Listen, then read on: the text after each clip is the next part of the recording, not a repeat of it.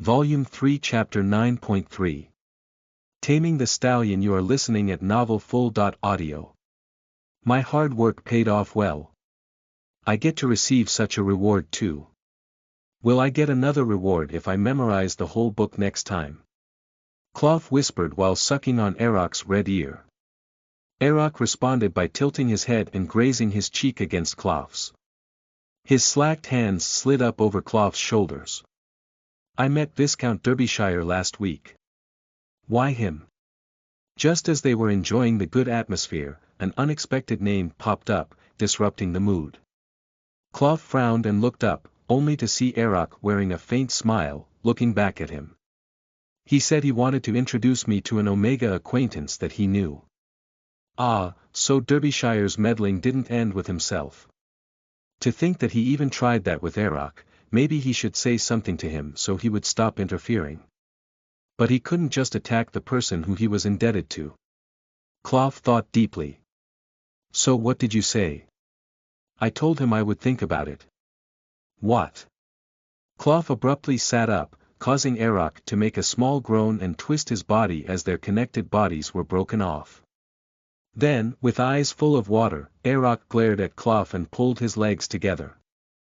No matter how seductive Eroc was and how the heat in his lower body was pooling again, there was a bigger problem now. You should have refused him. Why would I? You, really? He was too astonished to say anything. He took a few vain breaths and then covered his face with his hands. Then he let out a deep sigh, looking at this infuriating Omega, who was gazing at Cloth as if he did nothing wrong. So you tempt me and sleep with me, but you want to marry another Alpha, no, Omega. Have you been playing with me? All those books and posture education, is it all a joke? Unable to argue or muster any strength, Cloth asked in a tired voice. Then Eroc glared at him as if he were the one being accused. You're the one who said you didn't want to marry an Omega or settle down with anyone. You made a reluctant person to spend his heat with you, yet you said you want to live alone forever. I'm not interested in playing with such a person. What? The other day you said you wanted the three of us to stand before the officiator, and have children with as many as we want, but now, the voice that whispered softly was filled with deep anger. Cloth turned his head to look at the person who had just spoken those words. He really glared at Cloth fiercely before eventually turning his head away. When Cloth finally understood this situation, he blurted out in disbelief. You said that Eroc T. Wind will always be an alpha. Eroc tried to get up and leave the sofa, but Cloth grabbed him and forced him back down. He shoved and struggled but soon gave up trying as he was overpowered, with his body embraced tightly around Cloth. However, his anger hadn't dissipated at all, so he turned away from Cloth. Did Viscount Derbyshire say that to you? Don't lie to me and say you didn't tell him that. Yes, I did tell him that. Immediately afterward, the blue eyes that looked at Cloth were filled with betrayal. His eyelids trembled slightly, and even his tightly pressed lips quivered as if suppressing tears. Cloth sighed. How should he really deal with this person? How to deal with this mean and cunning, yet lovable Count who always played with people's emotions like this? I can't say anything about us in public since you're known to all as an alpha. You know that yourself very well. But I'm working hard in my own way. So that I can make you my wife. That's why I'm reading those books, enduring the whip like a stallion every morning, and relearning how to walk properly, which I haven't learned since I was 1 year old. Does this all seem like lies to you? Then what you told Viscount Derbyshire wasn't true. I have no intention of marrying any other Omega. The chances of me remaining single legally are high. But if you accept me, the situation will change. Was I misunderstanding everything? From now on, would you check directly with me first? Of course, if you want to do it by seducing me like today, you're more than welcome. Cloth gave a firm kiss on the dazed Eroc's lips as if planting a mark on it. Eroc blinked in slight surprise. Finding his reaction adorable and lovely, Cloth continued to steal kisses. However, Clov couldn't understand why Erok suddenly seduced him if he thought he had been betrayed one-sidedly. As they continued to deepen their kiss, Clov asked. What were you thinking by seducing me like this? He persuaded him to reveal everything so they would not make another mistake due to misunderstandings. Actually, rather than persuasion, threatening his lips to press against Erok's neck, collarbone, and chest, and aiming for his nipple were more effective. In any case, Erok confessed the truth while gasping for breath. I felt like you were playing with me. So I wanted to do the same to you. As Clov sucked on his nipples and laughed, he accidentally bit the sensitive nub slightly. Ouch! That hurts. Seeing Erok push him away, Clov laughed uncontrollably. How was he so cute and lovable? Feeling embarrassed, his face turned bright red, and he shoved the laughing Clov away and stood up. His tightly clenched fists were trembling. Don't laugh. You bad person. He yelled, but Clov couldn't hear him, too busy watching the fluid flowing down his thighs. Erok, who felt his gaze, blushed even more and picked up Clov's jacket that had fallen nearby and threw it forcefully at him. While Clov was pulling down the jacket, Erok quickly gathered the scattered clothes. As Clov approached and put his arms around Erok's waist, he kissed the nape of his neck and said, Are you tempting me again? Stay away from me. As Erok turned his body and tried to retort him, Clov pondered how to take him down one more time. Suddenly, a knock was heard from outside. Master, are you here? The butler's gruff voice called out. Oh, that's Hugo. Make sure that you tell him I didn't come here. I slept in today because I was tired, all right. Erok's face turned white, then he pushed Clov away and quickly gathered his clothes, before running away through another door. Meanwhile, Clov hastily put on a shirt left in the corner and tucked it into his pants. Master. Clov frantically put on his vest, but couldn't find his tie, so he looked everywhere, first pulling back the curtains and opening the window to let in some air. Then, as he turned around, he noticed a discarded tie under the table. He quickly picked it up, put it around his neck, roughly tied it, and closed the buttons of his vest. He was just about to fasten the cuffs when the butler unlocked the room with a key and walked in. Master, are you here? Erok isn't here. He said he was tired today and didn't come. Leaning against the window, Clov feigned composure as he spoke in a rather light voice, but the butler immediately narrowed his eyes and glared at Clov. He seemed to sense something as his nostrils twitched. However, the butler said nothing and looked around the room. He was about to move on, but something caught his foot as he took a step. They both looked down at the same time, and there lay a lost shoe without its pair. Oh, my goodness! Is he the protagonist of a fairy tale? Clov covered his eyes with his hand, then lowered it to cover his mouth. Meanwhile, the butler picked up the shoe with his trembling hand. He barely managed to open his quivering mouth. It's late enough today, you may leave. Ah, thank you. Leaving unnecessary greetings, Clov quickly picked up his jacket and turned to leave. At that moment, the demon called from behind. Instead. I'll see you 2 hours earlier tomorrow. Aha, sure. Feeling a sinister gaze piercing his back, Clov disappeared from the sight of the angry demon. The next day, Clov suffered a terrible ordeal under the pretext of physical training. After being worked to death and forced to do garden work that had nothing to do with aristocratic refinement, he was fed with only a coarse, black piece of bread. After all that, he had to organize the vast library, which had never been properly sorted since the death of the previous count and was now solely used by Erok. And he had to do it all alone, following the Dewey Decimal System, without any help. Even though he took a day off to work on it, it still didn't end until very late at night. As it was already late, he was sent away without getting a proper meal. The count's coachman left Clov, who had become a wreck, in front of his house and drove away. Oh my, you'll get killed like this. Really, do you like that Omega so much? This is an unfavorable fight for me. There are plenty of other people that you can easily obtain out there. I really can't understand my master's taste at all.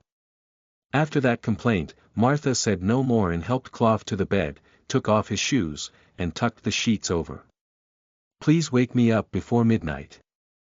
I have some documents to review. Understood. You should rest for now. Thank you, Martha. I feel like it's only my master who is dying. I'll see later how well done off that prestigious house is.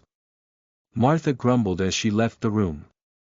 At that moment, Cloth thought that Martha might just be able to handle Hugo, but that thought didn't last long. He soon fell into slumber. Become a member in my ko.fi to get 3 early releases. Make me feel happy and supported by leaving a comment. Volume 3 Chapter 10.1 The Bitter with the Sweet. You are listening at novelfull.audio. The month went by quickly, and by the second month, the butler had tapered off in intensity, whether because he was getting tired or because he had nothing left to teach. Cloth's posture was perfect, and he had already read dozens of liberal arts books. He even played footsies with Erock, entangling their legs together. After that, the butler made a ridiculous attempt to teach Cloth to play a musical instrument, but he gave up after Cloth nearly damaged a valuable treasure violin. From the beginning, Cloth had impeccable table manners and was excellent at horseback riding. He was versatile in all other sports, and there was hardly anyone who could defeat him in swordsmanship. But now, there was nothing left to nitpick him about, so they ultimately returned to square one. It was a matter of his social status. Do you have any accomplishments? Don't bring up your wealth. Not yet. Then I shall wait. He gritted his teeth, but there was nothing he could do. Even before the butler told him to never dream of officially marrying the Count, he had already half given up. Instead, he made up his mind to establish Erock as his rightful Omega during this next heat. The butler would probably not like it, but he wouldn't be able to do anything if they made an accident. Erock seemed surprisingly a little disappointed, realizing that they couldn't have a wedding ceremony, and probably couldn't for a long time. If you want to do it grandly, I suppose you could publicly announce yourself as Omega and have a big ceremony in the cathedral. Cloth said that half to tease him, but Erock seriously considered it. It would be right for him to reject it outright as it could threaten the position of the Count, but seeing that he couldn't do it, Cloth was overjoyed and had to restrain himself from immediately kneeling before Erock and making a grand proposal. He wanted to save this for later. After a while, Erock shook his head. I can't, not yet. But we can't just let it pass like this. Of course. How about we have a simple meal? A feast. Where? Anywhere. Wherever you like. Erock went back to his thought again, then nodded. Cloth held Erock's hand and kissed the back of it. And just as he was about to kiss again on his lips, he was interrupted by the butler's coughing fit, as if he had contracted lung disease. I will prepare for the feast.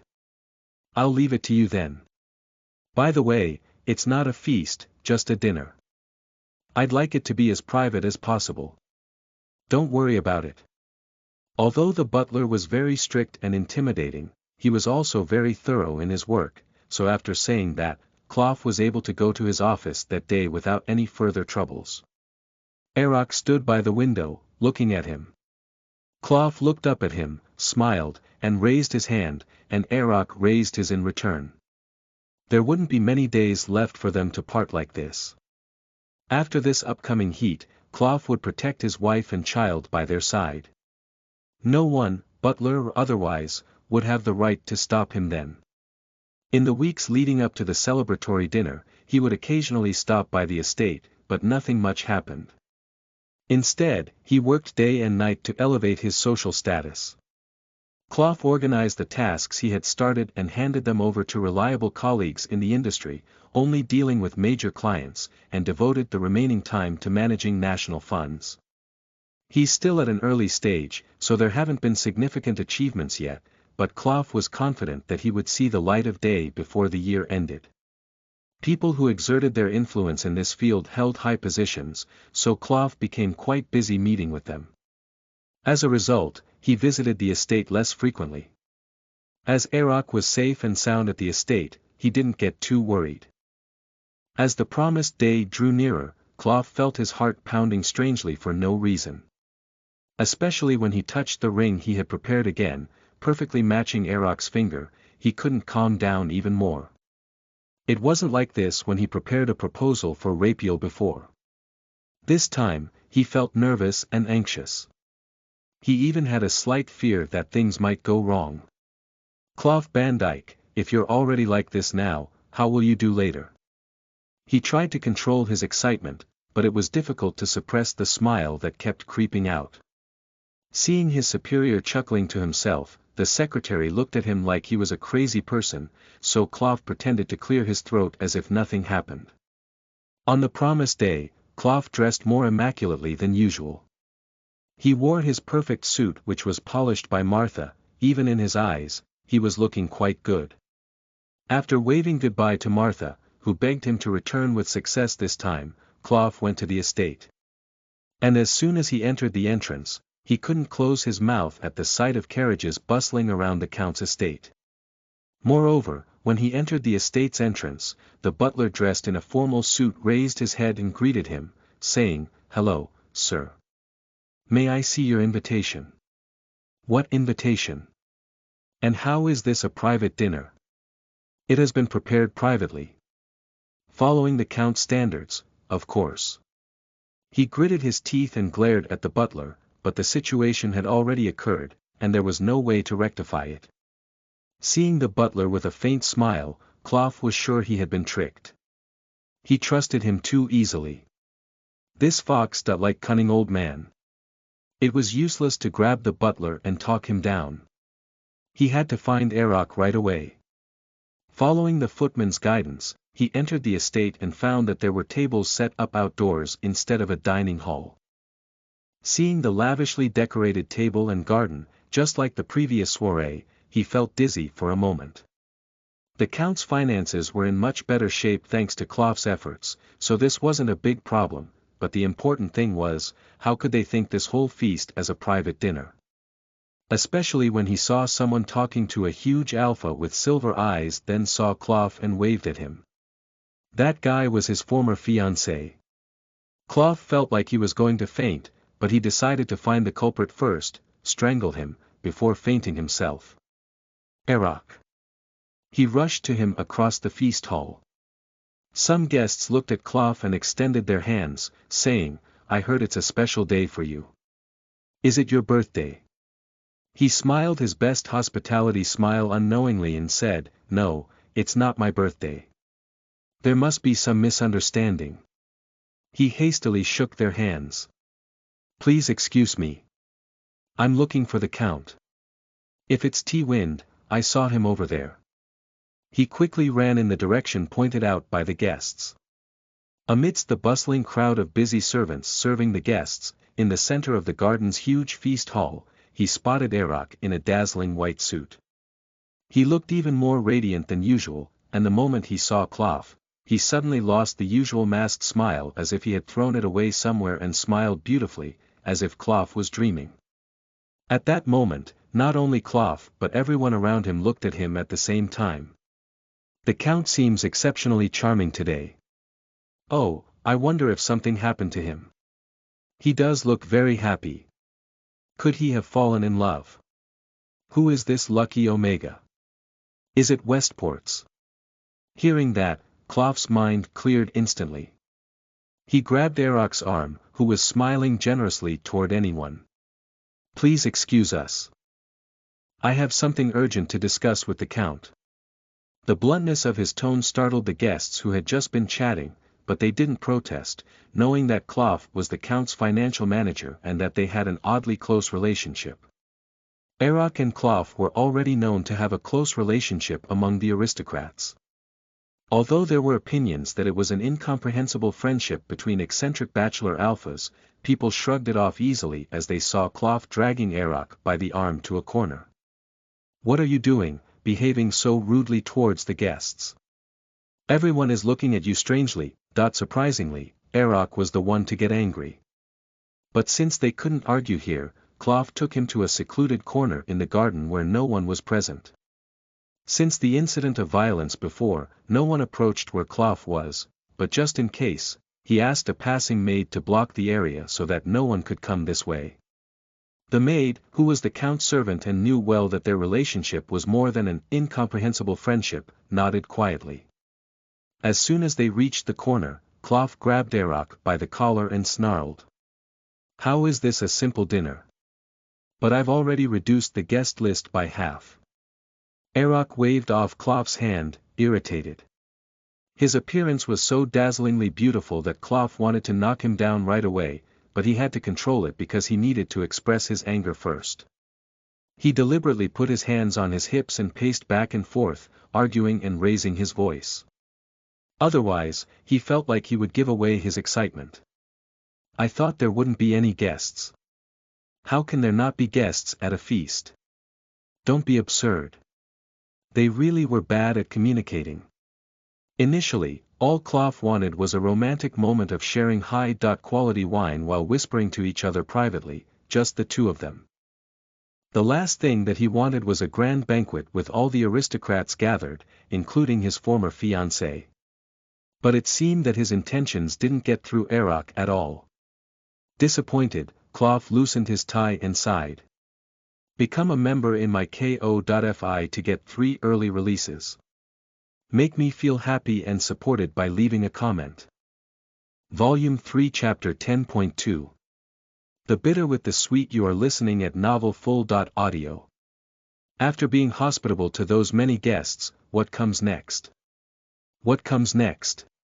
Erok asked as if he didn't know anything. Seeing that, Cloth felt anger boiling inside him. "You're in your heat." "Ah. I'm not yet in heat."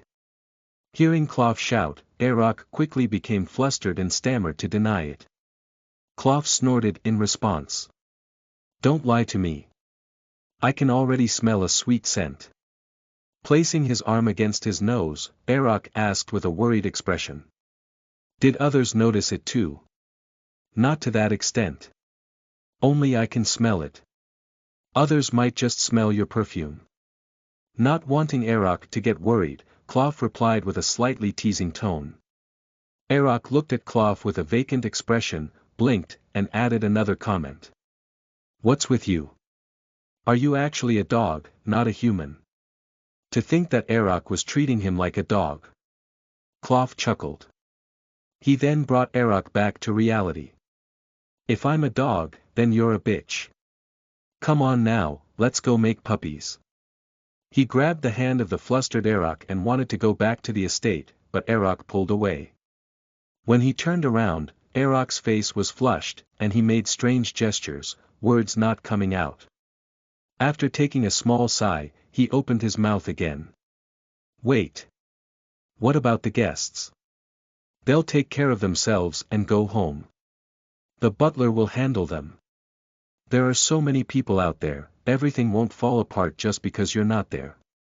"But as the host, I have to at least greet them." Cloth quickly grabbed his waist to keep him from pulling away, then he stared at him directly, warning him with his gaze. "For how long do you plan to be greeting 100 people? If you have the stamina for that, I prefer you to focus on our sex." Cloth. As he walked in big strides, Erok stumbled along as if he was about to fall. No matter how much Erok called out or tried to divert his attention, Cloth didn't even flinch and headed straight for the bedroom.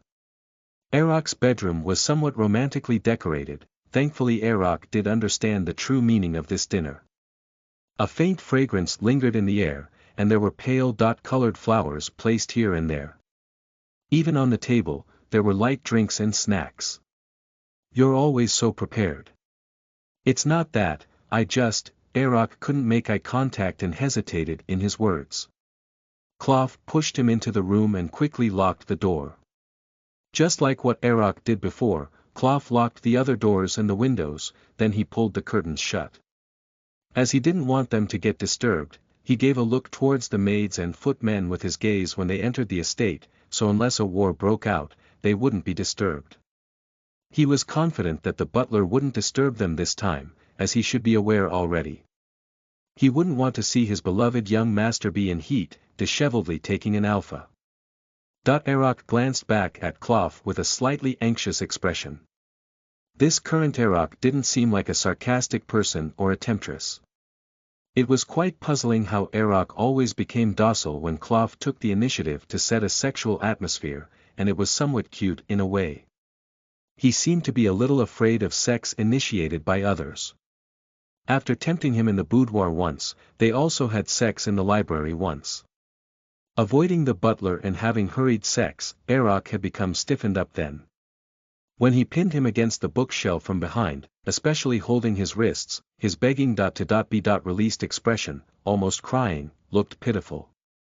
At that time, he had to hold Erok in his arms for a long time as he collapsed to the floor after his climax.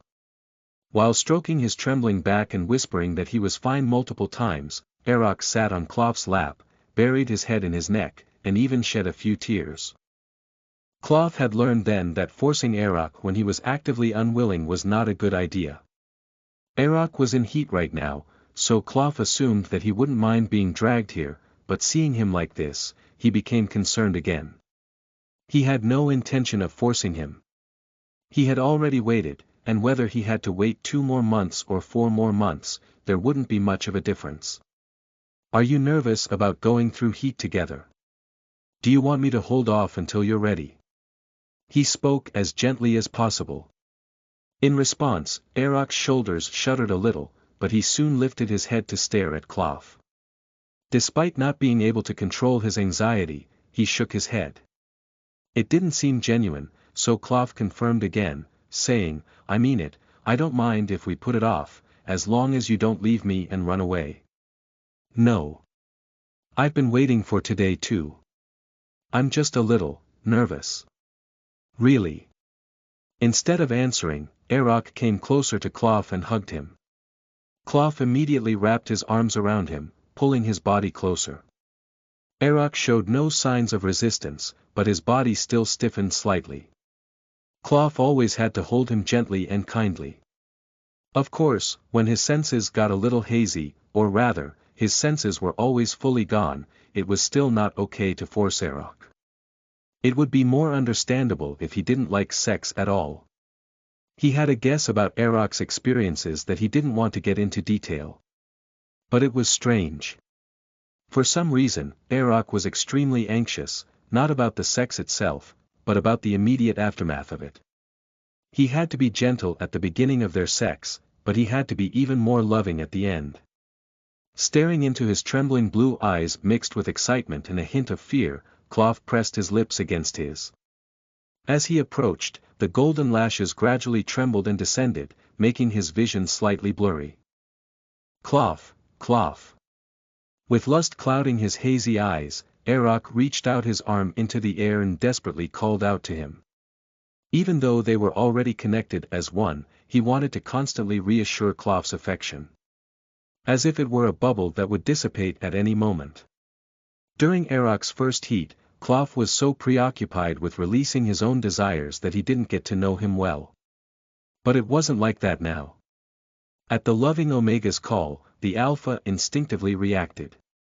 He held the arms flailing in the air and placed them around his shoulder. I'm here, Erok.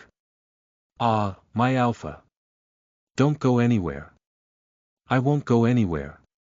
I'll stay by your side. Read the rest of the chapter here, NSFW, become a member in my ko.fi to get 3 early releases. Make me feel happy and supported by leaving a comment. Volume 3 Chapter 10.3. The Bitter with the Sweet. You are listening at novelfull.audio. This isn't like your usual self. Why are you suddenly like this? In the fear that fills the cold air, inside the dry and rigid soul, hope pokes its head out like a dewy sprout. He grabbed that delicate and beautiful thing with sharp claws, ripping it out. He didn't know what kind of ending it would bring. He crushed the last hope that had sprouted in his heart. I hate you so much. I'm disgusted with you. I hope you meet the same miserable end just like what you did before. Erok. His bloodied hands grasped for someone who had already left. He called his name over and over, waiting for an answer that would never come. Klawf woke up to a terrible nightmare. It was so vivid that he found himself gasping for air with tears in his eyes. The corners of his eyes stung. The pain was so intense that he couldn't open his eyes properly. He raised his hand and wiped his tear-streaked cheeks. Even as he wiped his cheeks with the palm of his hand, tears continued to uncontrollably pour out. He couldn't breathe properly, so he took several rough breaths. His lips were wet with tears that had been streaming down his nasal passages for some time. No matter how much he wiped his tears, it was useless. Maybe his tear ducts were broken, or his heart was melting. Why did he feel such regret and self-loathing? Eventually, he opened his eyes. The pillow was soaked with tears. He had no strength in his limbs and felt so lethargic that he thought he might die. In his blurry vision, he saw a room that he didn't recognize. It was clearly an unfamiliar room, but the atmosphere didn't feel strange. As he took a deep breath, a familiar scent filled the air, and the inexplicable feeling of regret slowly faded away. Unable to breathe, Klawf sat up and realized that someone was sleeping next to him, dead as a doornail. A blonde face that seemed to be dreaming. It was Erok. He was sleeping so deeply that Klawf wasn't sure he was still alive. He couldn't be dead, right? A sudden sense of dread came over him. He didn't know when, but it seemed like there had been a time when Erok hadn't opened his eyes for an eternity. Perhaps it was in a dream. Klawf couldn't let him go like this. He didn't want to be left alone ever again. Klawf hastily pulled Erok into an embrace and checked if he was breathing. He pressed his ear against Erok's nose tip, checked his warm body temperature with his hand, and then pressed his ear against his chest. His heart was beating strongly. Klawf could feel his chest moving with his regular breathing. He was alive and healthy. Exhaling a sigh of relief, he tightly held Erok in his arms. The slightly restless movements he had been making earlier seemed to stir Erok from his sleep, frowning and waking up. At other times, Klawf would let him continue to sleep, but now Klawf wanted to see him open his eyes. He wanted to see his reflection in those blue eyes. Erok. Klawf called out, his voice sounding ridiculous with tears. Erok didn't answer. Even in that short moment, it felt like Klawf's blood was running cold, and he became anxious. His eyes, which had stopped tearing, flared hot again. Rock. He couldn't even pronounce that short word correctly. Tears fell down his cheeks and the golden eyelashes that caught them fluttered. Then, a hoarse raspy voice came out, Klawf felt relieved. Erok's grimace, which relieved him of his deathly horror, made him feel grateful. That face looked so lovely. Klawf stole a kiss as he watched Erok's lips twist and squirm, not being able to make a coherent sound. The recipient of the thieving kiss faintly protested, and when the kiss was broken, he slowly opened his eyes, tears clinging to his voluminous lashes. Klawf smiled at the sight of his own foolish reflection in those deep lake-like eyes. Blinking slowly, Erok looked at him dazedly, not quite awake yet. I can't do it anymore. No more for tonight. But why, Klawf? Erok's eyes widened in surprise as he noticed the tears in Klawf's eyes, and he quickly raised one hand to wipe them away. At the same time, he stood up and used his other hand to wipe Klawf's wet cheek. He seemed very confused and asked, "What's wrong?" But Klawf couldn't properly speak, his choked voice sounded extremely sad and painful, as if his heart was being torn apart. Klawf took the hand that came to cup his cheek and pressed his lips against the palm of it. It's nothing. You're crying so much, it can't be nothing. Are you? Erok couldn't continue his words. He bit his lip and then smiled thinly. His smile seemed so genuine and sad, which made Klawf's heart sink. A few more tears rolled down his face. If you want to change your mind about this now, shut your mouth. No matter what happens, you are mine, and you're never going to get away from me. The intimidation had no power at all coming from someone who was half melting away from tearing up. However, Arak embraced the sobbing man, like an abandoned child, without uttering a word. Usually, an aristocratic count normally looked down on people with arrogance, but strangely, Arak lacked confidence when it came to Klawf. Even when he had pushed Klawf away, saying that he couldn't go through something like before again, he always trembled like someone hurt by love. Klawf didn't know what had happened in Arak's past, a past that seemed to be filled with nothing but light. He had suffered deep wounds that were hard to gauge, and it would take a long time for him to heal from them. Klawf should be the one to wrap his arms around Arak and hold him, but it was Klawf who clung to him instead. A lack of confidence meant that there was a lack of certainty, and consequently, a lack of trust in the other person. Klawf, who was bound to him, felt the same way. It was unsettling that Arak always left room for doubt, like he were a brilliant mind who could only memorize but never understand. Or maybe he just wanted to make sure. Each time, Klawf made sure to give a clear answer. He firmly believed that repetitive learning was an excellent method that would work for even fools. Klawf repeated over and over again amidst his endless tears, "You are mine, and I will never let you go."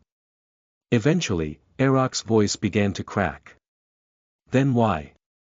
Why are you crying?" It was a nightmare he didn't want to recall. Arak wrapped his arms around Klawf, rested his nose on his head, and whispered softly to Klawf to tell him what was going on.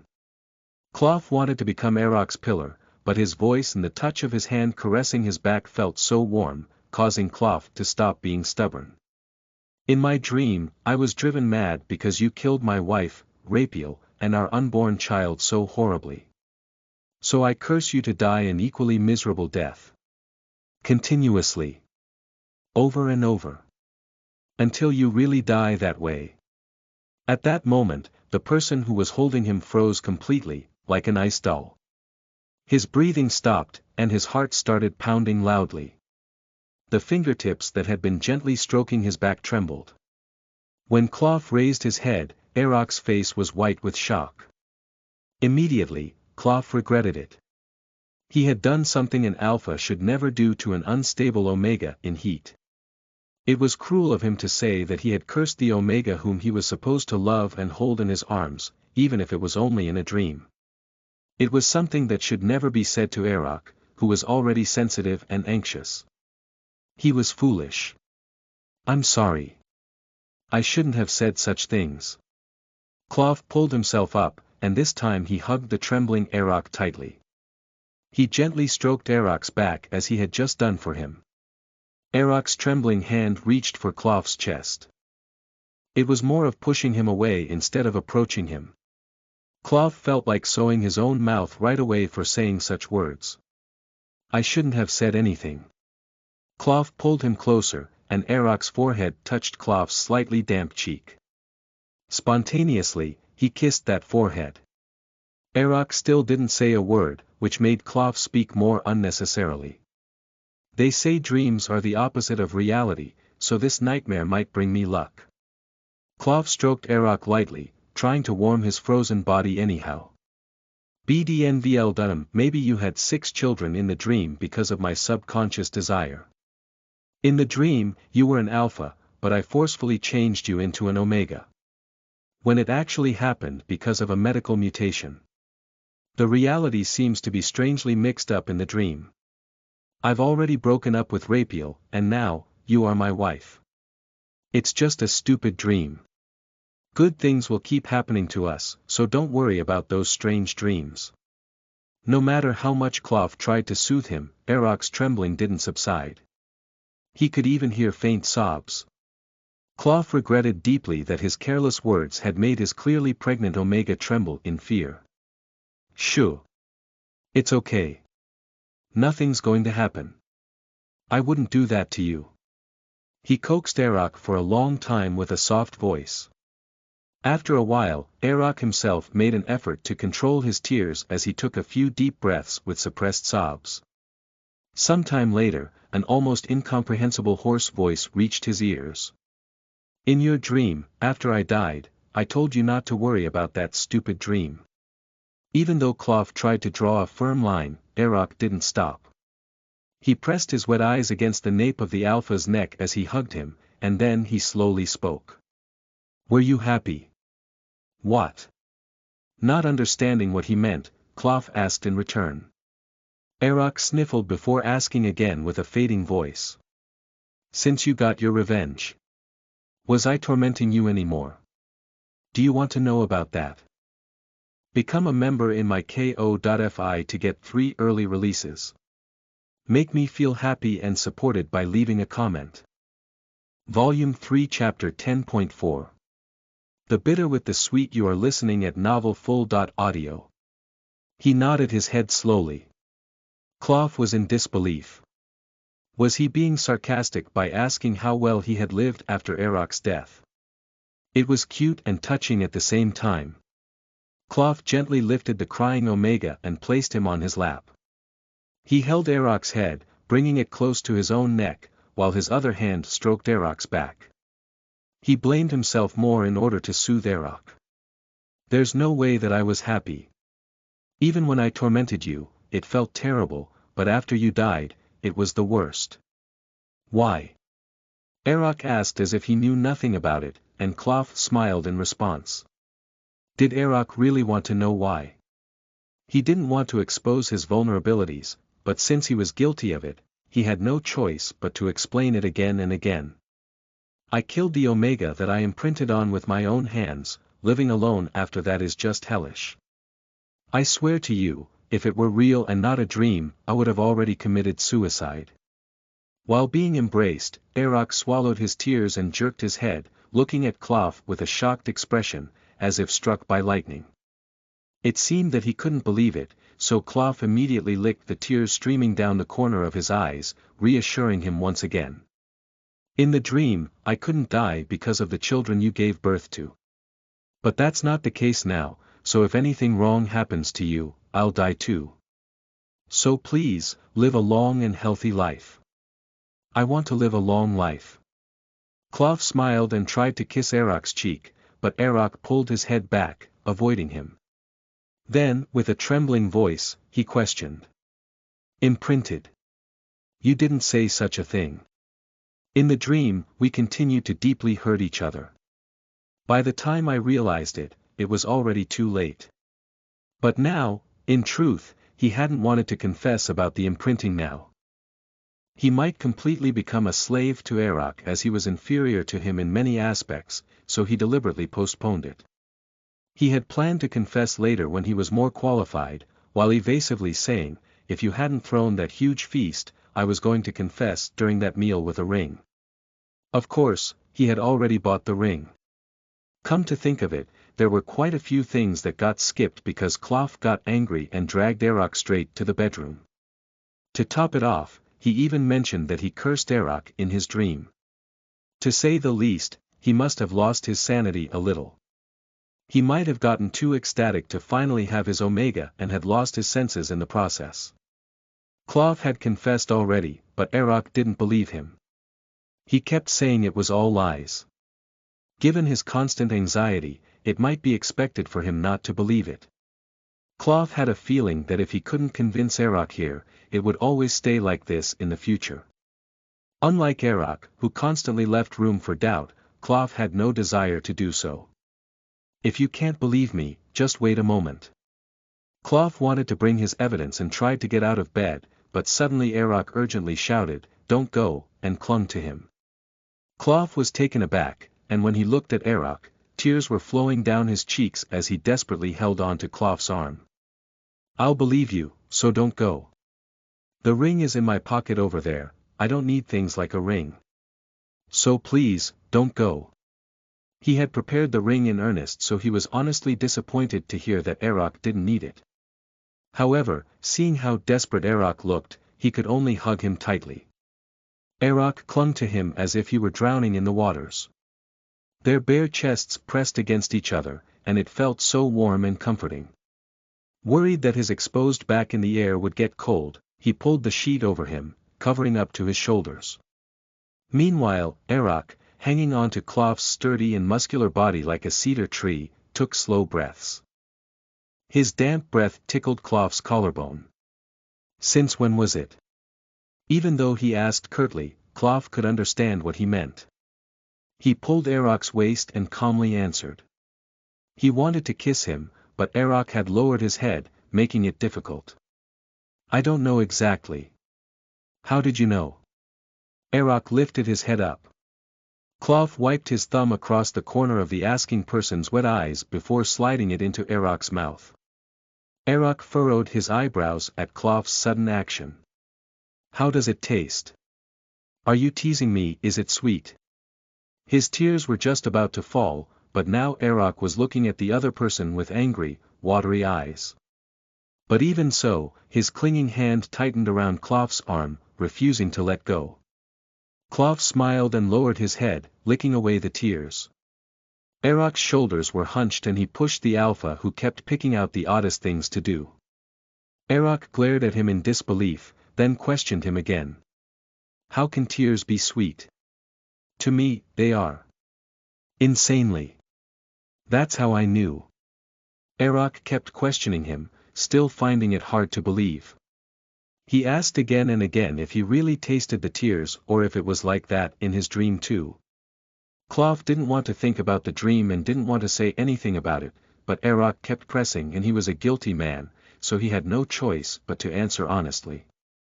Clough answered yes again and again as Eroc repeatedly asked him, and eventually, Eroc cursed in a low, angry voice. You bastard! He didn't think that he had done something so wrong, but Eroc was so agitated to the point his face was fuming and his teeth were grinding. Wondering what this was all about, Clough remained silent, and then a barrage of curses came flying. You damned demon! You cursed bastard! No wonder you've been living in hell all your life. Because of you, as Eroc poured out severe criticism that would be considered extremely serious by aristocratic standards, Clough turned the conversation around because he seemed so enraged that he might end up suffocating. You were also a bad guy. You killed Rapiel and purposely died in a gruesome way, making my life a living hell. In his defense, Eroc vigorously shook his head. I never did that on purpose. It was all because you chose to say all those cruel things. Eroc was treating him as a real lout because he hid the truth about the imprint, so Clough rested his elbows on his knees, rested his chin on his hand, and quietly observed Eroc. Both the enraged Eroc and Clough, who had been startled by his tears, now had dried tears. Far from being pleased when Clough confessed that he had imprinted him, Eroc was very annoyed that he hadn't told him before, and he blurted out. It's as if you already know my dreams. Upon hearing that, Eroc literally jumped as if his butt had been pricked by thorns. Then, with a slightly stiff expression, he looked at the person who was looking down at him and smiled awkwardly. Well, I just had a feeling that it was like that. It wasn't on purpose, but you had the meaning to do so. Why? Eroc's persistent act of pretending not to know wasn't unique to him. Although Clough knew he would appear condescending, he still raised the corners of his mouth. Eroc turned his head, feigning ignorance. Seeing his white complexion contrasting with his trembling red lips, it was clear that he was vacillating. Clough deliberately asked in a colder tone. Speaking of my dream. As an alpha, why did you have hostility toward someone else's wife, huh? Didn't you know from the dream? Well, I don't remember. The truth was, Clough had a very vivid recollection of a ridiculously cute scene at a party where Eroc had asked him to fuck him straight up, with his trembling hands clasped behind his back and a fake faint smile on his face, but Clough pretended not to remember it. He was sure that Eroc would label him as a perverted demon if he told him of that dream. Read the rest of the chapter here. NSFW, become a member in my ko.fi to get 3 early releases. Make me feel happy and supported by leaving a comment. Volume 3 Chapter 10.5. The Bitter with the Sweet. You are listening at novelfull.audio. Stop. I'll talk, so stop. The declaration of surrender came instantly. Although Clough was a bit disappointed that he didn't get to properly taste the mind-numbing sweetness, he restrained himself for now, as he had another purpose. And after all, Erok wouldn't be able to go anywhere. Alright, go ahead and speak. With a sinister smirk that others would deem menacing, Klawf supported his upper body with both arms and looked down at the stubborn Omega lying underneath him. Erok stole a glance at him from the corner of his eye and chewed on his lips. I really don't know what it was. So you still haven't gotten enough harassment. Klawf grabbed his ankle again and stroked it, and Erok hurriedly interjected. I'm serious. I really don't know what it was. The expression on Erok's face seemed genuinely flustered, but it really was baffling. Klawf wondered if he was seriously being like this. Were all those books filling his study just mere decoration? His intellect seemed sharp, and Klawf assumed Erok was well-versed in literature. He even seemed to have mastered philosophy, judging by the fact that he assigned homework to Klawf and meticulously checked it. Although it was only from a dream and not his real experience, it was baffling that Erok couldn't explain it properly after getting worked up about it earlier. Even if he seemed sane, Klawf wondered if Erok was mentally paralyzed due to his heat. Of course, Klawf himself wasn't in perfect condition either, as he woke up with tears welling up in his eyes. But he didn't bother to dwell on it further. There was nothing more boring than engaging in a serious argument in the bedroom. Instead, Klawf calmly offered a suggestion. If you don't know what it was, try explaining it. I'll figure it out for you. Upon hearing that, Erok hesitated for a moment, but then he truly started to explain. His face turned slightly flushed, but there was no hint of mischief or sarcasm. He looked up at Klawf, then spoke earnestly with a slightly trembling voice. So, when I first saw you by chance in the garden, everything in the world except for you became blurry. The usual sounds of birds and rustling of the wind disappeared, and only your voice resounded in my head. Even when there were countless people around, you stood out among them, and even if I spilled perfume, your bittersweet scent was stronger. When I closed my eyes, I could only see you, and as long as you were there, it didn't matter if I had nothing else. I would forgive whatever you've done to me. No matter how painful and hard it was, I couldn't give up my life because of you. And when you were in pain and suffering, I felt like I would die. It felt like my sole purpose for being born was just for you. The bluntness of Erok's words almost made Klawf faint. Even though the words were spoken as dry as a dissertation without any metaphors, it felt as if all the light in the world was pouring out from between his pale lips. So far from a recitation of poetry, his thin and trembling voice resonated more brilliantly than any heavenly sound. Klawf's face grew increasingly hot, and at the same time, he sighed helplessly heavily at the absurdity of it all. What did Erok mean by all of these? He could easily summarize everything in one simple phrase, but why did he have to explain in such a turnabout manner? Of course, Klawf was dying of joy right now. Then, suppressing the palpitating heartbeat that felt like it would shatter his ribcage, Klawf deliberately urged impatiently. Erok swallowed his saliva with a somewhat perplexed expression and continued speaking. I wish you would only see me and kiss me. But you didn't even look at me and were with someone else. I was fuming with anger. No matter what I said or did, you didn't even pretend to look at me. That's why I started doing even more extreme things, and eventually, I resorted to doing something so vile. Maybe that's why I was like that. In your dream. The end of his words had almost no strength, barely audible. Ah, how should he deal with this unbelievably adorable person? While I appreciate your verbose confession, it's a bit embarrassing to listen to such dry, cliché-filled lines that aren't even poetic. Can't you just simply tell me that you love me? Klawf found this charming temptress extremely beautiful as he made an innocent confession, like a young poet falling in love for the first time. So when Klawf asked him with some teasing, Erok frowned and stared at Klawf. He seemed to have a lot to say but hesitated to say it. His lips stayed open in pause for a while, and he finally uttered a word. He said this is not love. Who said such a thing? Someone. It looks like you were deceived by a fraud again. Cloth was just slightly teasing him, but the words startled Erok. He glared at Cloth and angrily struck his chest. Cloth winced and said, "That hurts," but Erok roared in frustration. He was so infuriated that Cloth couldn't even stop him. "You deserve to get hurt a little." After allowing himself to be hit a few more times, Cloth soon embraced Erok to prevent him from hitting further. Before Erok could continue his barrage of profanity, Cloth silenced him with a kiss. Whenever he tried to mumble profanities, Cloth kissed him over and over to stop it. Soon, Erok calmed down.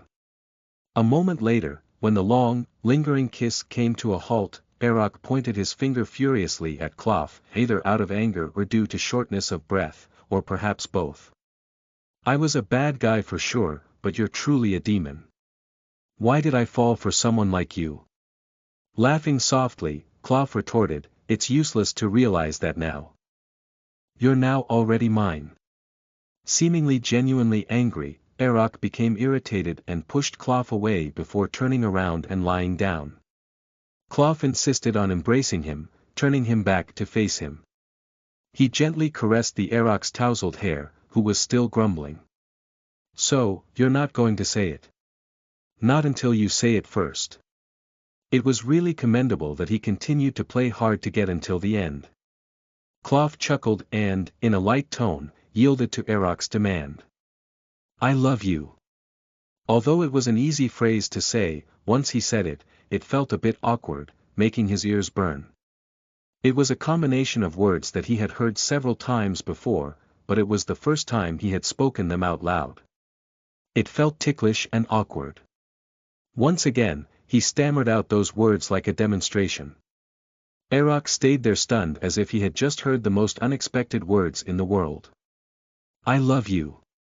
This time, Cloth said it clearly while looking straight at Erok. Still, there was no response. Cloth continued headstrong. "I love you, I really love you. I do love you. I love you. I am in love with you." Persistently repeating the words while changing formalities and tenses, Cloth tried to elicit a reaction from Erok. However, Erok suddenly got up. The luxurious bed was quite high, and Erok rolled off from it, almost tumbling to the far floor, leaving Cloth flustered. "Erok." Cloth quickly threw off the sheets and went down to help Erok, who fell down to the floor. Standing up with wobbly helpless legs and not listening to Cloth's call, Erok quickly put on the pants and shirt that he had thrown on the sofa a little distance away, without even looking back. As Erok slipped one leg into his pants, a small trail of fluid ran down inside his thigh, which made Cloth's member spring back with energy. Erok didn't bother to wipe it, and he just pulled his pants on and put on his shirt. Hastily buttoning his pants and turning to leave, Cloth rushed over to stop him. "Where are you going in that state?" Before Cloth could even reach out his hand, Erok swiftly moved, opened the door, and disappeared. His face was white as he left through the door. Worried that Erok might do something reckless, Cloth quickly put on only his pants and immediately rushed out. As he looked around the long corridor outside the door, he heard the sound of bare feet running down the other end of the hall. Maybe he really needed to chain Erok to the bedpost so he would realize how scary the imprinted alpha was. Angered by Erok's incomprehensible behavior, Cloth chased after the fleeing Omega, fully intending to capture him. Turning the corner in search of his vanished mate, Cloth found Erok running towards the butler who was supervising the servants, instructing them to serve the guests with the last round of tea and snacks.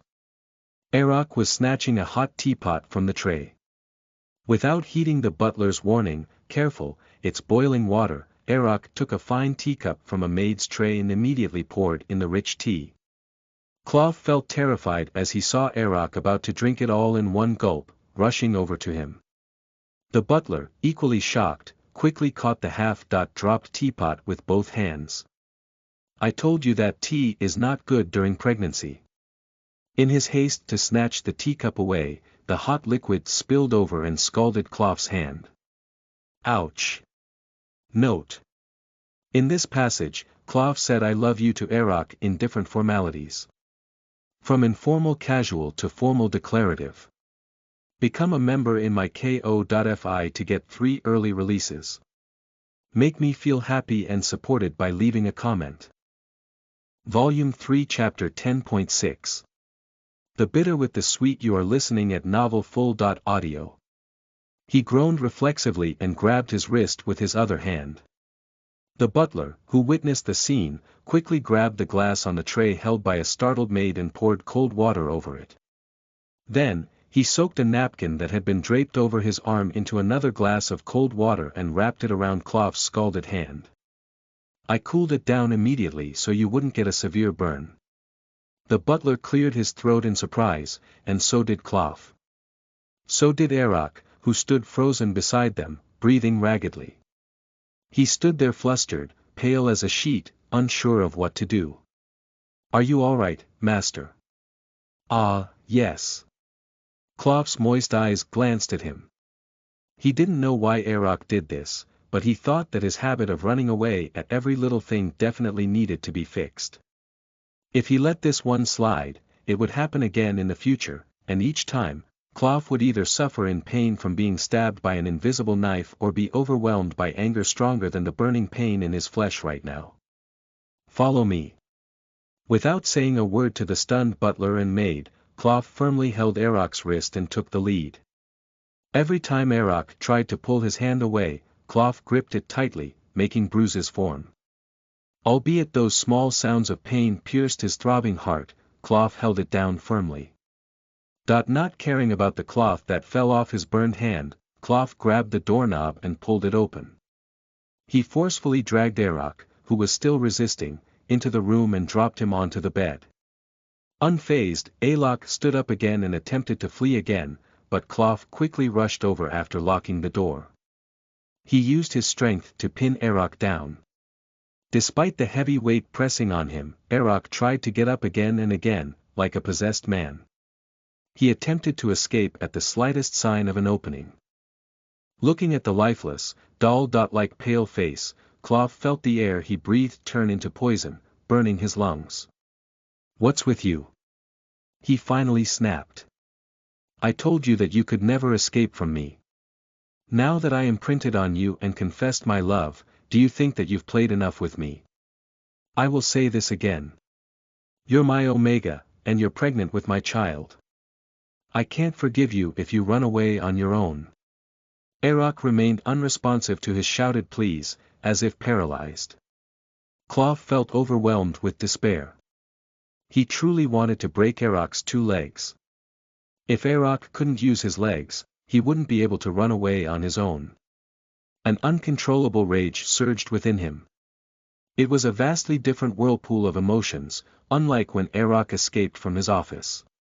At that time, he hadn't been aware of the imprint, so even though his heart ached, he had been able to bury it. But it was different now. When Arak disappeared around the corner, and until Klav saw his back again, for the few moments that he blinked his eyes, Klav felt like he had fallen into an abyss, before getting revived again. The sturdy marble corridor beneath his feet turned into scorching lava, sinking his legs and melting his peripheral nerves. When he took a breath, he felt agony as he felt his lungs burning. He didn't want to experience that again. By the time his vision became blurred by the black smoke burning his flesh and the red smoke simmering inside him, he finally spotted Arak enveloped in a transparent light on his back. He barely regained his sense of reality, and his paralyzed nerves started to function. The pain in his hand was nothing. He grabbed Arak, who was trying to fly away, and forcefully shoved him back into the nest. Yet he tried to escape again. Should he just break his legs? If he breaks just one. Klav unconsciously tightened his grip on Arak's delicate ankle. It would snap outward easier than he thought. Just like back then. Just like back then. With his large and strong hands tightly gripping the ankle, Arak flapped his leg, like a butterfly caught and twisted by the wings. But even that was futile. Klav, who had been pressing him down, collapsed on top of him, exerting no strength. Back then. When was it? When was he referring to?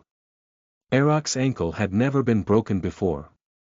If it had, it would have happened when he was young, maybe when he had horseback riding lessons, at least before Clough knew him. But he couldn't understand why he had a vivid feeling of witnessing that scene. It was an illusion. Definitely.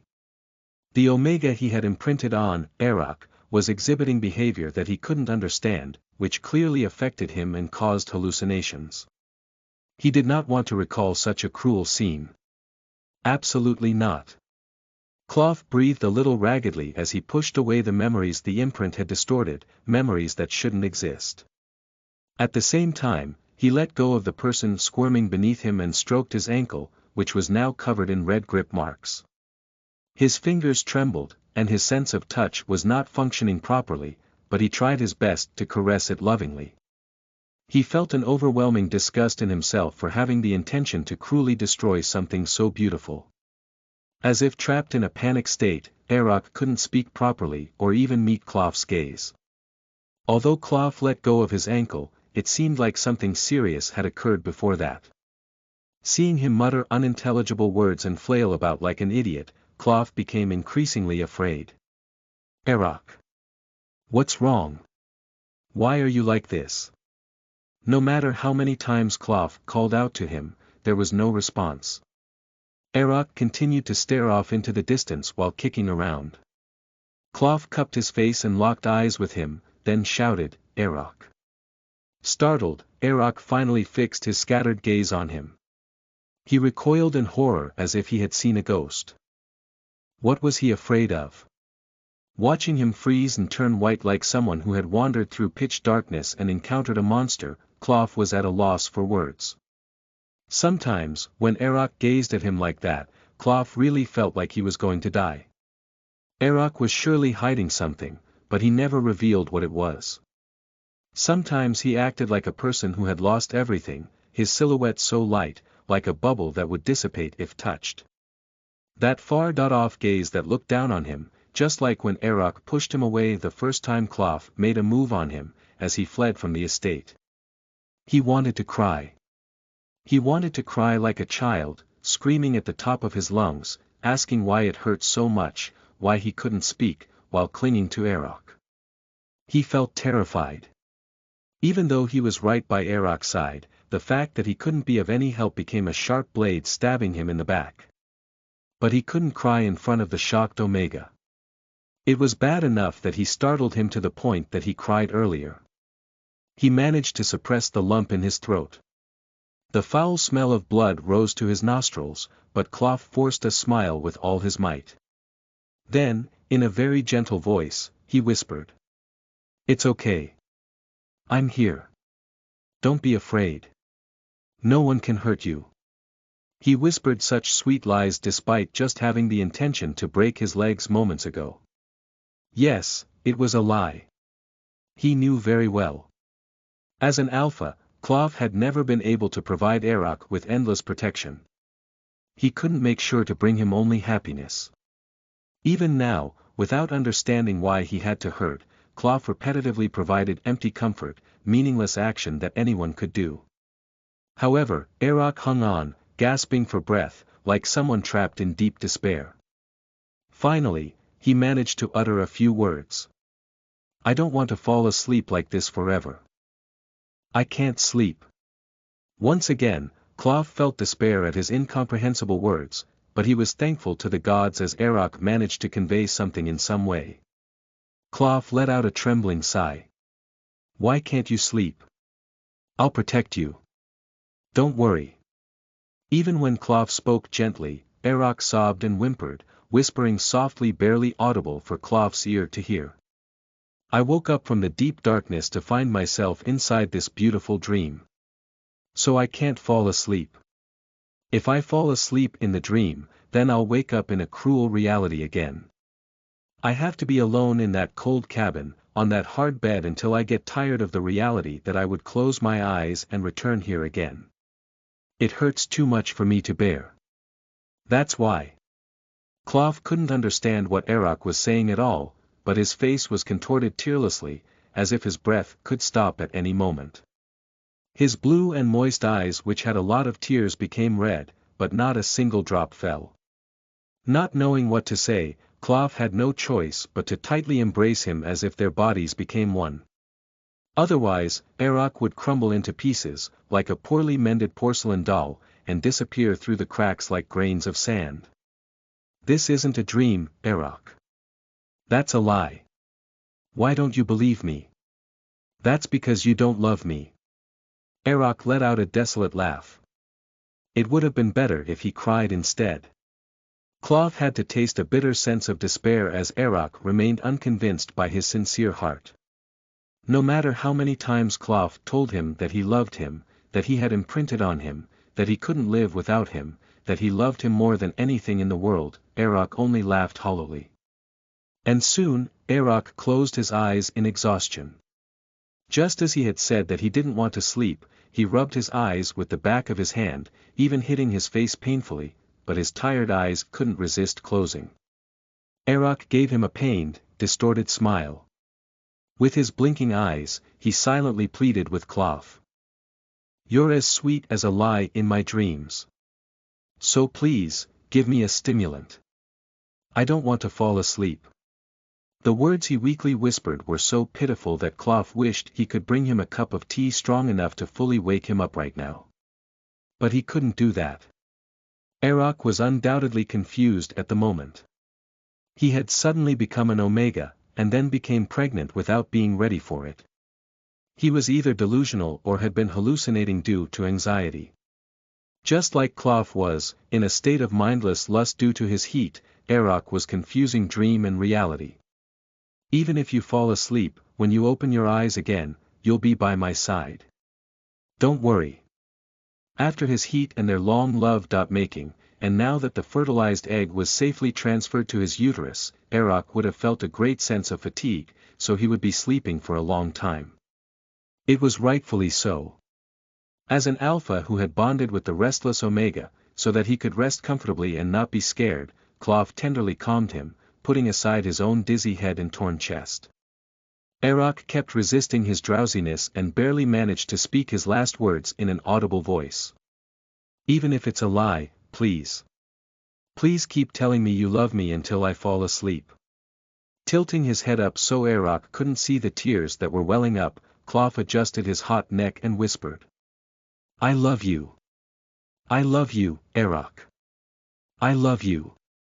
I love you. As Erok drifted into sleep, his eyes already closed, whispering, I'm in love with you, he smiled faintly and shed a single tear between his trembling eyelashes.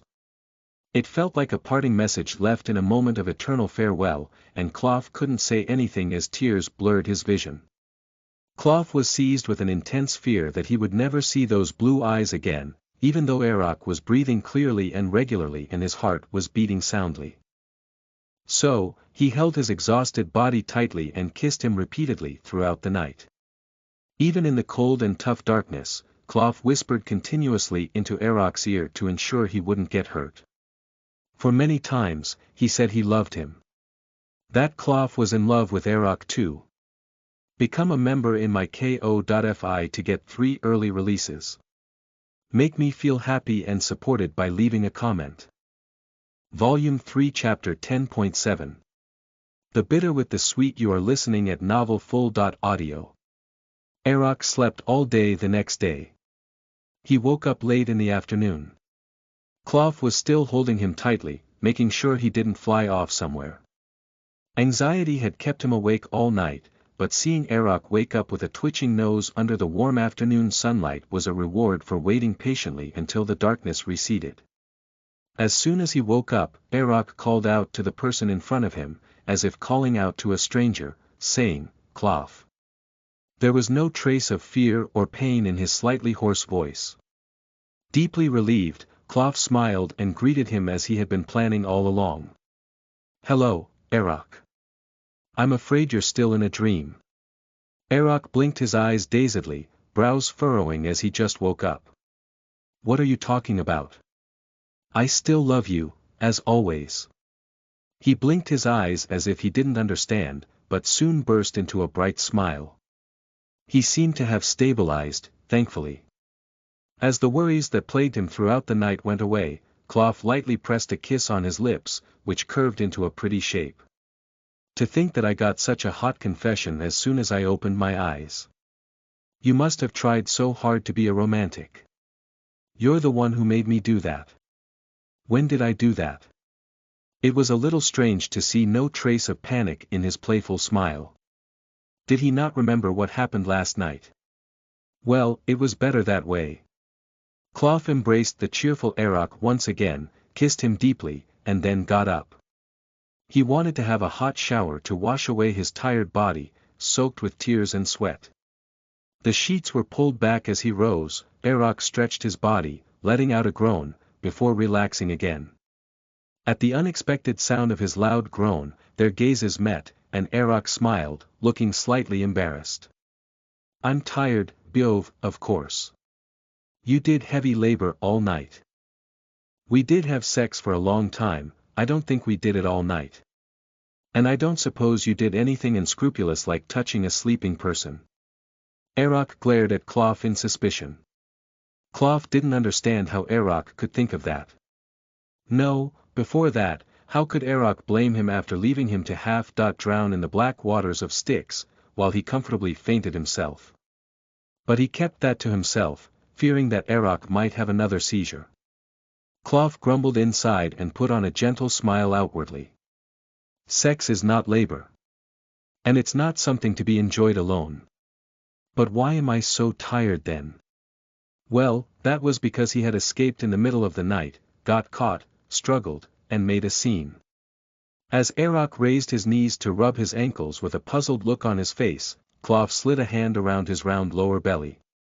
You moved the fertilized egg from here to here all night long. A rosy blush instantly appeared on Erok's cheek. He chewed on his lips for a moment and then scolded Clough. That's not heavy labor. Of course, that's labor. Picking the strongest, healthiest seeds from a myriad of seeds, creating a human being, and then transporting it from a deep valley to the open plains. In the prestigious university where only brilliant minds gather, you used your scholarship to study rhetoric. What a shame. Running a hand over his reddened cheeks, Erok scanned the audacious Alpha up and down, looking at him in disbelief. Clough, who thought he had said quite a unique expression, smiled smugly. Immediately, a pillow flew and hit him in the face. Although the person who spoke seemed completely unaffected, the listener felt embarrassed and squirmed. Meanwhile, Clough got off the bed. Clearing his dry throat from the whispering he'd done all night, he drank from the water on the table. Then he poured a glass of apple juice and pulled off the bed sheets. He offered it to Erok, who was lying face down on the bed. As soon as he sat up and took it, he made a pitiful expression, saying, I guess I won't be able to drink black tea from now on. Clough, who had been looking at his Omega affectionately as if he would get up at any moment and brew tea leaves and apple juice, drew the line calmly with a gentle voice. For the meanwhile, be satisfied with apple juice. Grumbling, Erok drank the juice. Then he said the line that pregnant women often say. I'm hungry. I'll get a meal prepared for you. Clough, putting on a gown and tying his waistband, nodded his head. Take out the potatoes. I don't eat them. All right. Just as he was about to step out and call the butler, Erok shouted from behind. Cancel that just now. I'm going to eat stewed potatoes and vegetables. But instead, you'll cook them for me. Clough extended his hand outside the door and turned back when he didn't see the butler. He asked, what, in response? Sipping on the remaining juice, Erok added. Cut the potatoes into pretty round shapes. Are you being serious? I've never cooked before. Clough showed a helpless expression, but Erok showed the same unaffectedness as Clough had been earlier. Learn from now on. In the future, you'll have to feed the two of us. Clough sighed as he watched the Omega pointing alternately at his chest and stomach. Is this your way of revenge because I don't let you drink black tea? No, it is though. No, don't lie to me. Well, so you can't do it. Clough's head snapped up in response to the accusation of lying, but Arak just shot an annoyingly arrogant glare. His determination not to eat anything unless Clough personally made it was evident in his firm smile. After an intense staring battle, ultimately defeated by the disadvantage of being the imprinting sinner, Clough finally let go of the string he had just grabbed to ring the bell at his bedside. He walked out of the room, keeping down his temper with Arak, who was laughing in amusement. "Damn it, where was the kitchen again? Did you really cook it yourself?" Clough offered Arak a bowl of his painstakingly homemade vegetable soup, and after a couple of sips, he let go of the spoon with a displeased scowl.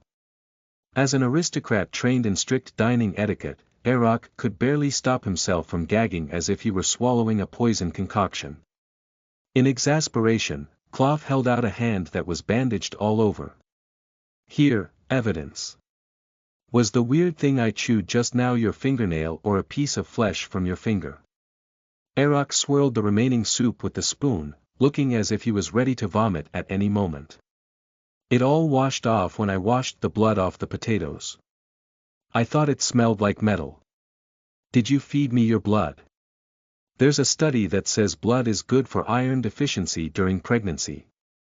Clough made excuses as best as he could. He had already said that he had never cooked before, so he didn't know why he was making more excuses. "You did this on purpose, didn't you? Because you don't want to cook?" "Absolutely not. I can swear on our child." Clough cut in with a decisive tone. Arak hummed, before looking at Clough and pushing the bowl away. "It's different." Clough was taken aback. He asked, "What?" in response, but Arak just said, "There's just such a thing," and didn't mention it any further.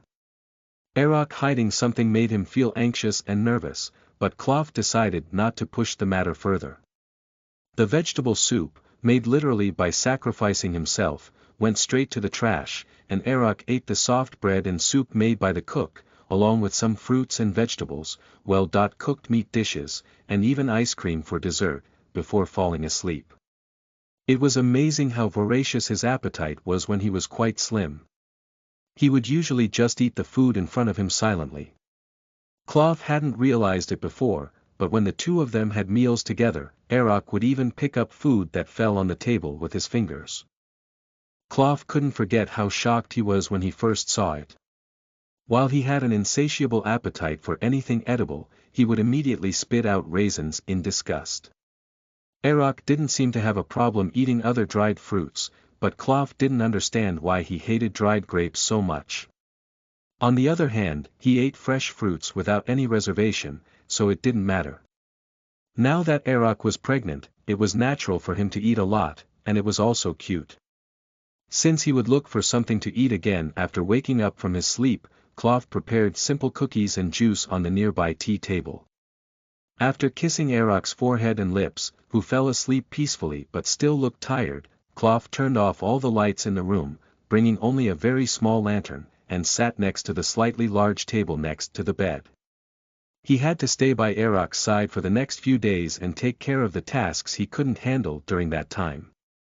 Above all, now that they were going to have a child, it was necessary to prepare for that. If they couldn't have a formal marriage vow, they would have to come up with some other legal binding equivalent to that. Not because he didn't trust Arak, but to make Arak trust him. Of course, Clough wouldn't deny his intention to keep Arak tied to him. While preparing paperwork that would bind them to each other, akin to a slave contract, he occasionally stole glances at the sleeping beauty. Just being in the same space was enough to work him up. Unconsciously, he wore a faint smile and focused on his work. Although his fingers, sacrificed for Arak, were extremely sore as they touched the pen, he endured it. It was a quiet and peaceful night with only the sound of the pen scratching away. Become a member in my ko.fi to get 3 early releases. Make me feel happy and supported by leaving a comment. Volume 3 Chapter 11.1 The Little Sunshine Clears Away Dark Cloud. You are listening at novelfull.audio. The eventful heat had passed. Fully certain of Arak's pregnancy, Clough immediately moved into the estate. It was only expected. There was no way an alpha would leave a pregnant omega alone in a distant place. There were plenty of unused rooms in the estate, so there was no inconvenience in using them right away.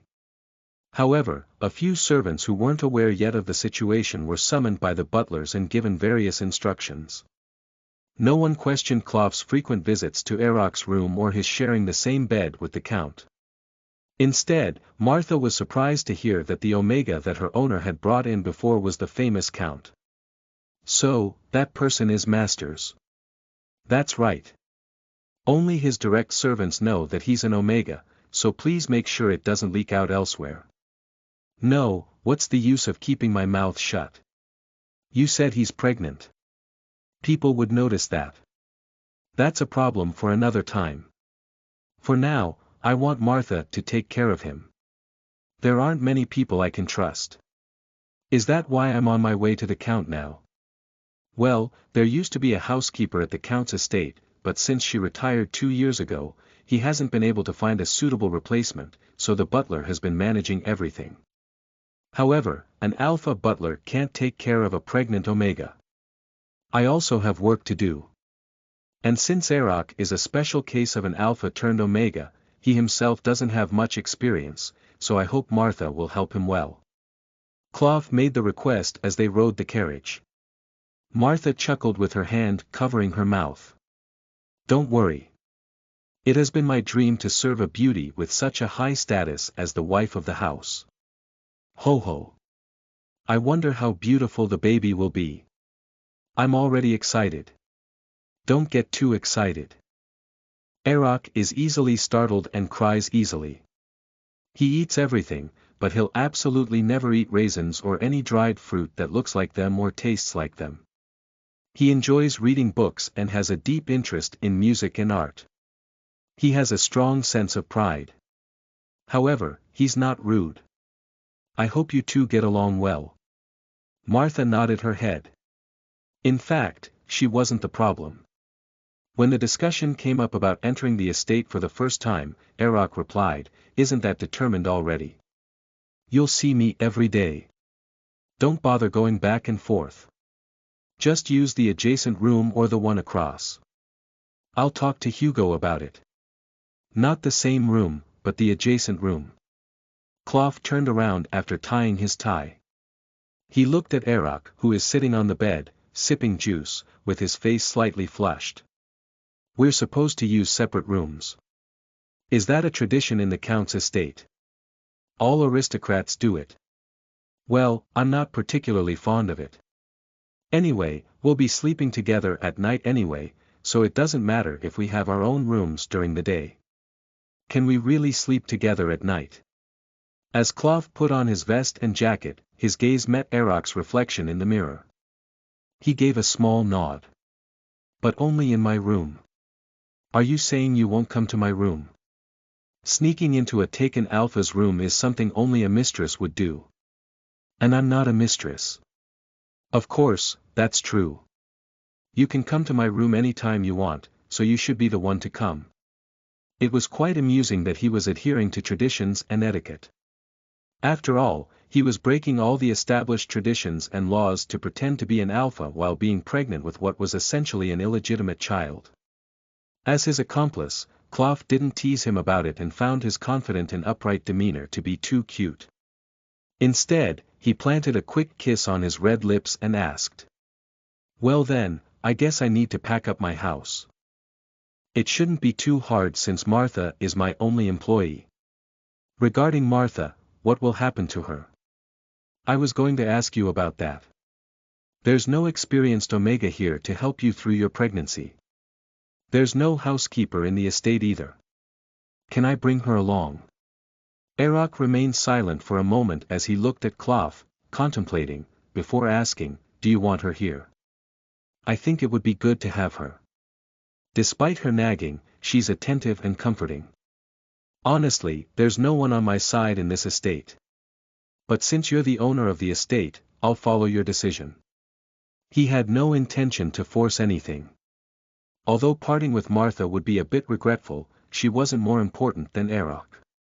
However, Eroc soon agreed. All right.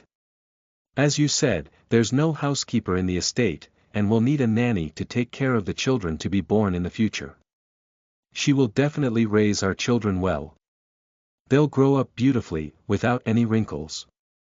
So that the children wouldn't be daunted by you and stay confident even when you get angry at them. Sitting on the edge of the bed, Klopf stared intently at Erock, who was wearing only silk pajamas. Did you hear Martha nagging me the other day when you came to my place?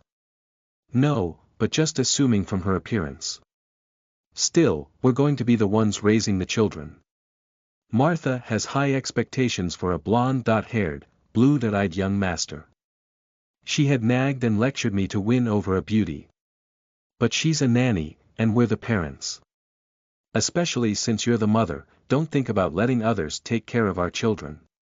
Klopf took the hand splayed out on the bed sheet and kissed the end of it, and Erock nodded as if realizing the obvious fact for the first time. After kissing his golden hair that flowed down softly, Klopf quickly got up. Today, he had an appointment with the finance minister, and he couldn't afford to be late. After making sure there were no issues with his attire, Klopf drank the lukewarm tea and was about to leave when Erock called out from behind. Oh, you should tell Hugo in advance. I'll have to leave that to you. What will you do if you leave such a difficult task to me? Hugo is within your responsibility. I just can't. You know, right? Without even hearing Erock calling from behind, Klopf hurriedly left. Before a piercing gaze could strike him from somewhere, he left the estate. When Klopf finished all the necessary business tasks, it was still early evening. He went home and explained the situation to Martha and immediately instructed her to pack her necessary items. They were on the journey to the estate together, but he still felt uncomfortable in his seat. Martha.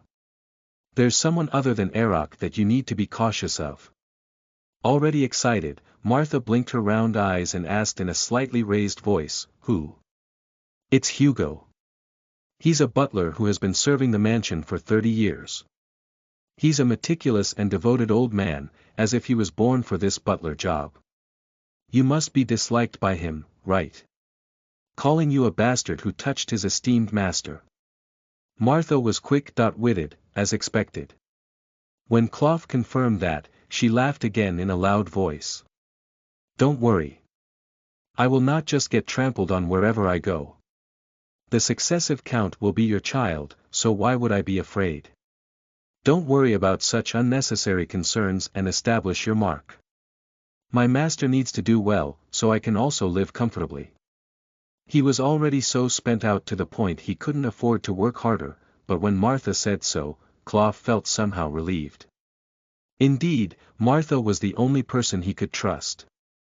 As soon as they got off the carriage, the doors of the estate swung open, and the usual stoic butler came out to greet them. He glanced at Martha getting off the carriage with Klopf and slightly narrowed his eyes, the corners of his lips twitching slightly, but he didn't say anything. It seemed that Erock had somehow managed to inform him well during the day. Under the butler's direction, the footmen carried Klopf and Martha's luggage inside. Following the butler who silently took the lead, Martha whispered softly. He doesn't seem very strict. I mean it, Martha, you have to survive here. If something happens to you, I'll have to live alone in this house forever. You're going to be a father soon, don't act so dramatic. But I'll do my best. As if hearing their whispers, the butler cleared his throat. The two were soon led separately to different parts of the estate. Admiring the luxurious hallway with curious eyes, Martha followed a maid who guided her. Klopf was guided by the butler to a room quite far from Erock's room. What about the adjacent room or the room opposite Erock's? For generations, the Countess has used this room. Klopf thought an icy storm was blowing from the butler's mouth. I am not the Countess. Of course, it's preposterous to call someone like you, who has a hulking physique and displays behavior as outrageous as a pirate, the Countess. I am acting according to the Count's orders to treat you in a manner befitting the genetic provider of the future second generation.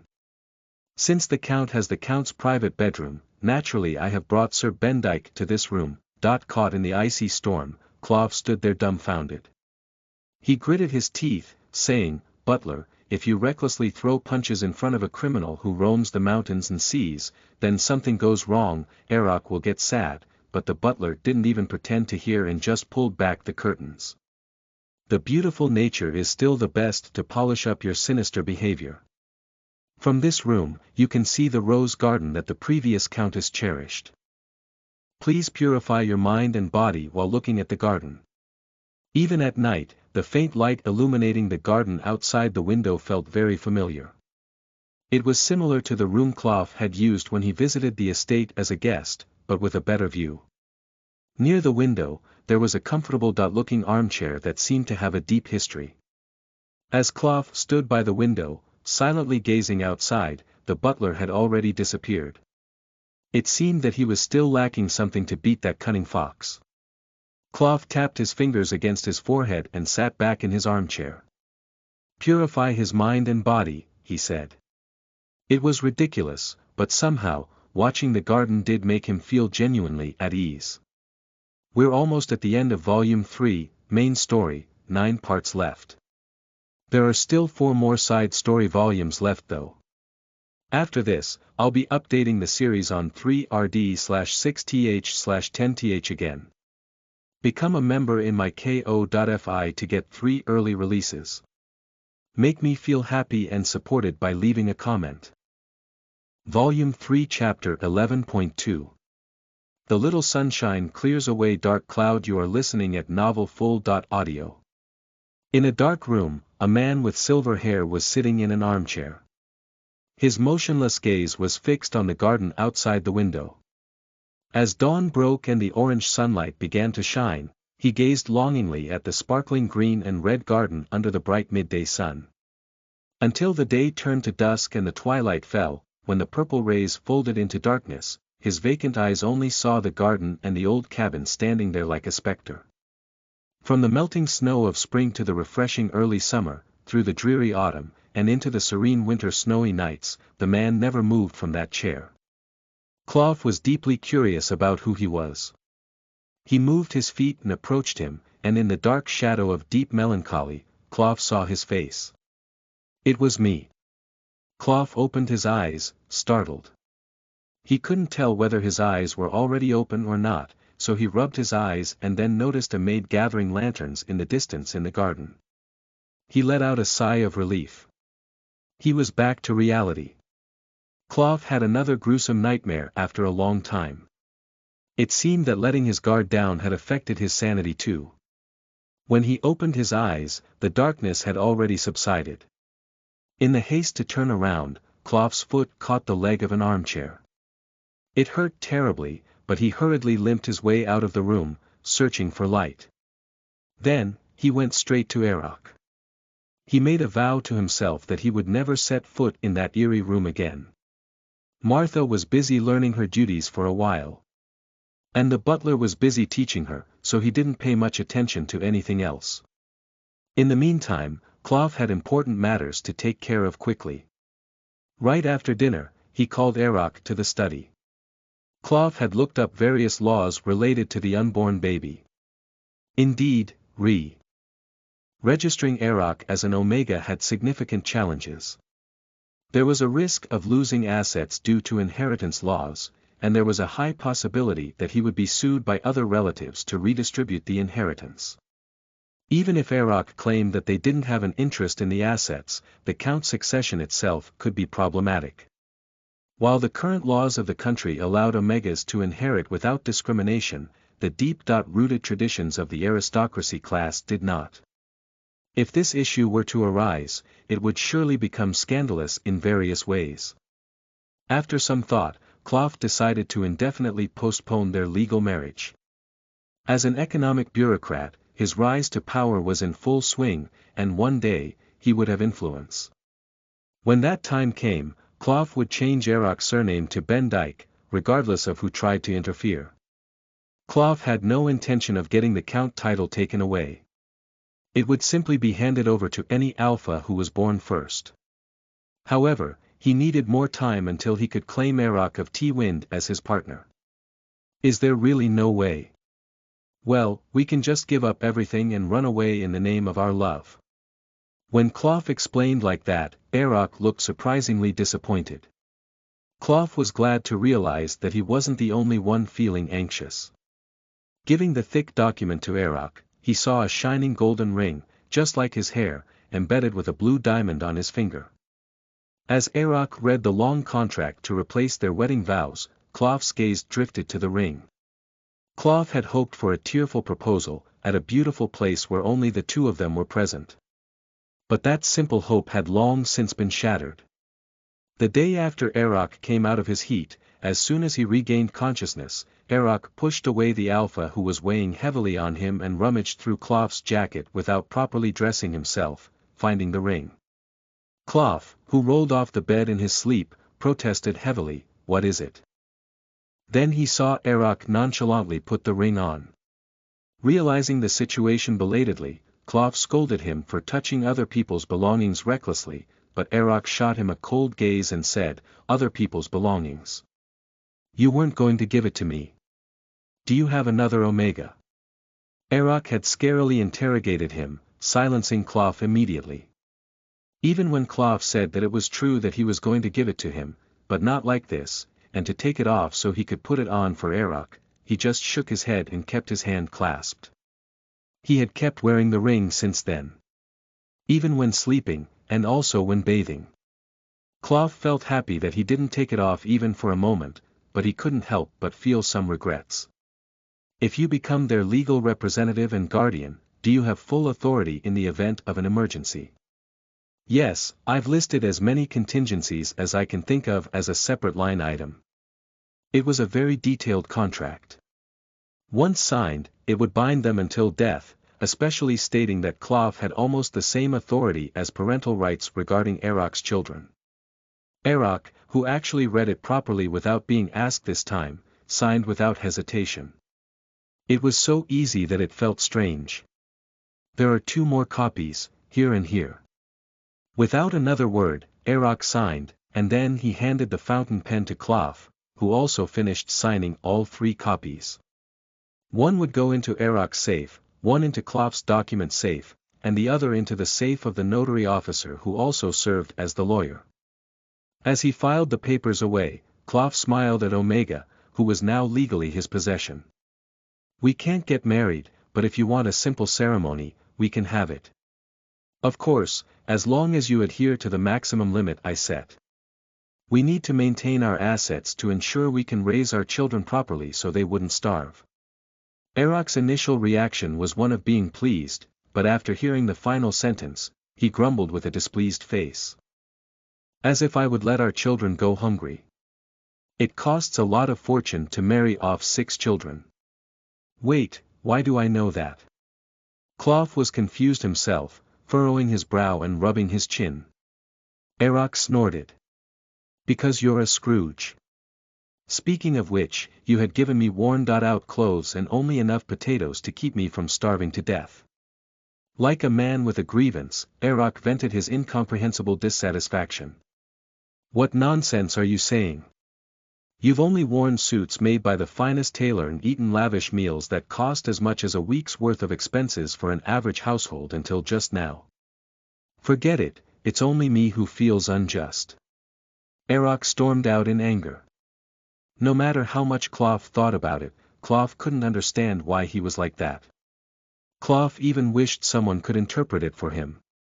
How could the words in Omega, who was having his child, be harder to decipher than hieroglyphics unearthed from an ancient civilization? Clough shook his head and stood up.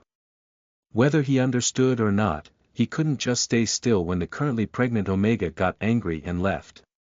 As the sinner who impregnated him, Clough was destined to become a slave for the next 10 months, his alpha instincts didn't let him resist his imprinted Omega partner. Therefore, no matter how much reason he cried out, his body followed the remnants left by Erok. Today, it's smoked salmon with a simple sauce on top of a hearty vegetable soup. And there are fruits, and your favorite buttered bread and marmalade. You said you were tired of apple juice, so I got you tomato juice. Every morning, when Clough came in with the meal, Erok quickly got out of bed and sat at the table, wearing the happiest smile in the world. His beloved husband was nowhere in his sight as he ate his meal.